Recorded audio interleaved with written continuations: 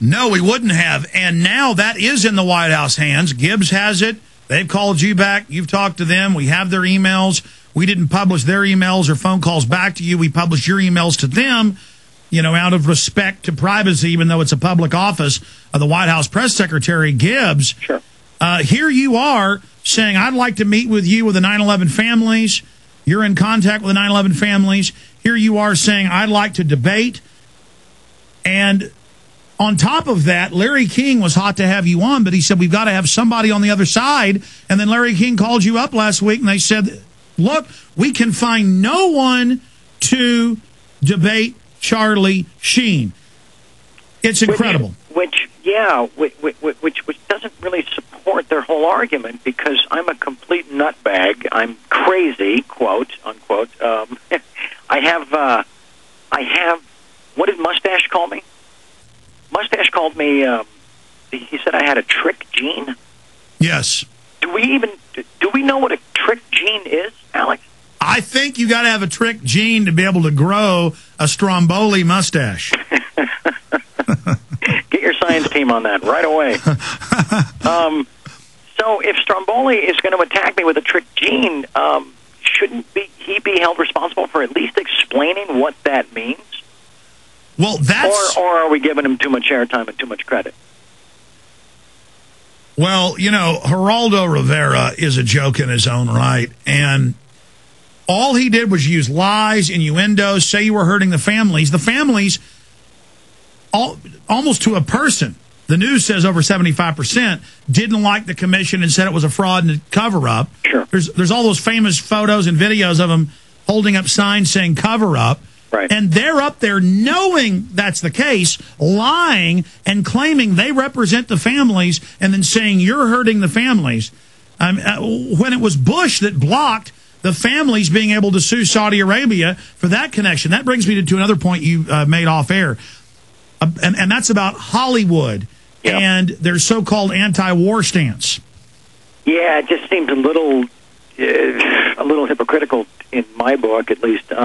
That everybody is so outspoken against the war, but they seems like they're forgetting the reason that the war began. It seems like they're forgetting what had to take place prior to both wars being launched. And so I don't feel I'm not saying like I can't handle this out here on my own, because I went into the fire and you know, I'm ready to carry the flag. I'm ready to deliver the message. I'm ready to do whatever I have to do to keep the fight going, to keep this, you know, to keep focus on the issue. But I just, it might have been nice if somebody came forward and said, "I got your back, bro. I got your back." But you know, I guess everybody's too worried about the things they're worried about, and you know what?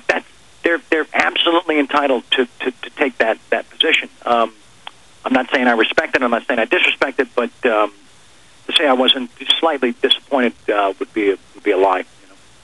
Well, sometimes it takes time. I mean, you saw Jesse Ventura, Willie Nelson, a lot of other people go public after you went public. Sure. And we don't know that Hollywood people haven't made a statement to the media. The media is trying to clamp this down, Charlie. Yeah, I guess you're right. Yeah. That's so true. I think there could have been those that came forward that just the message was not delivered, you know? Well, I happen to know for a fact that there are some other big Hollywood people who have made little statements here and there, but they haven't boldly come out on the radio. They haven't made a public statement to the president.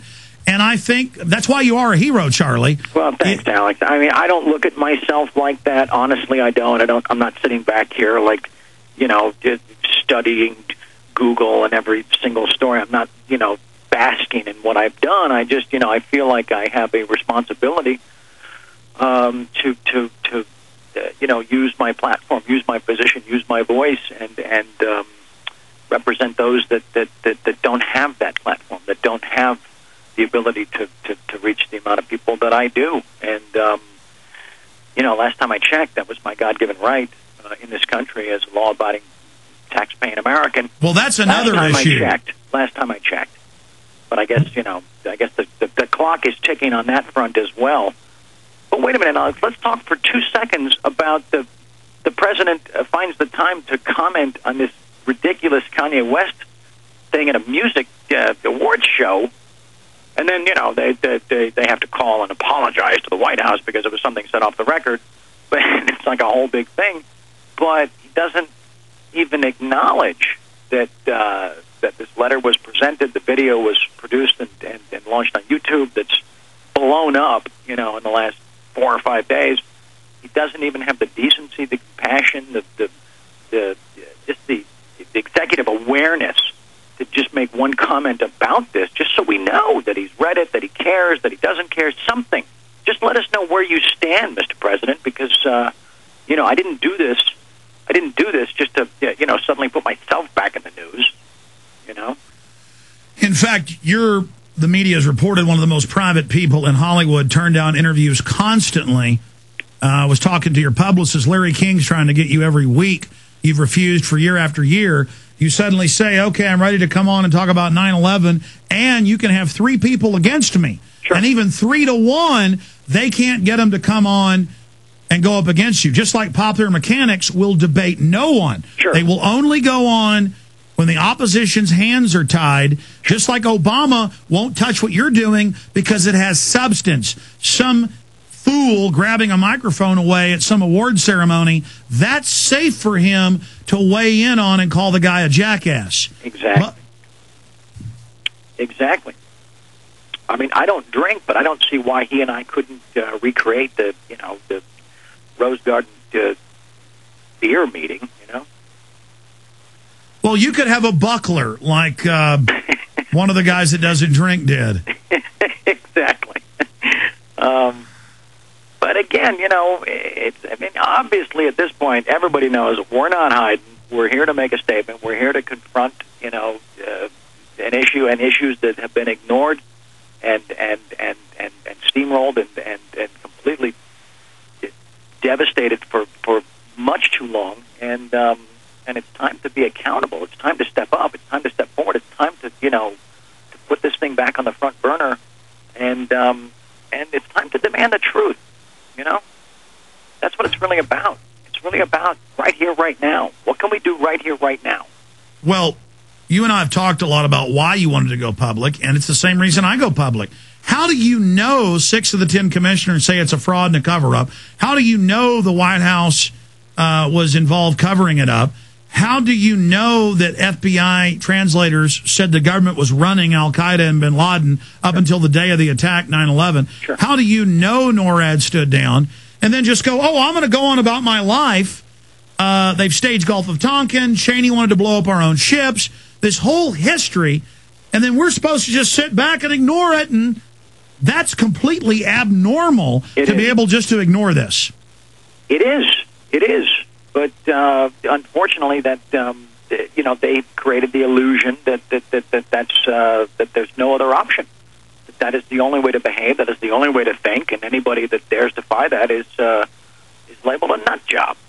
Is labeled a wacko. And it's just no. I'm sorry. That's not good enough. That's not what free thinking people were how we were taught. That's not what those aren't the ideals we were raised on.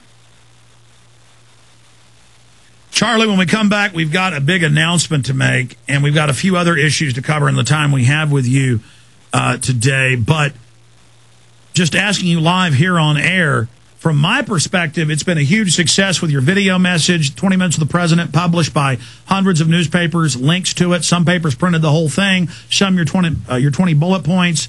It's reignited a huge debate about false flag terror, and I think really keeps the establishment from trying to pull something like this again. Are you happy with what's happened overall? I'm thrilled, Alex. I'm thrilled. I mean, this is phase 1 is a major success. But to be thrilled and not satisfied is a little frustrating, to be honest. Because I didn't start this. I didn't roll this snowball downhill to have it just be this. This is the ultimate goal is to sit down with the man, is to get 20 minutes of FaceTime with POTUS. That's what this is about. 20 minutes with POTUS. Yes. Charlie Sheen is our guest. Phase 1 has been launched. We're going to let you know a little bit about Phase 2, but there's more coming up down the road as well. Charlie Sheen is our guest, and you, my friends, are essential in Phase 2. Even more important than you were in Phase 1. Stay with us. When looking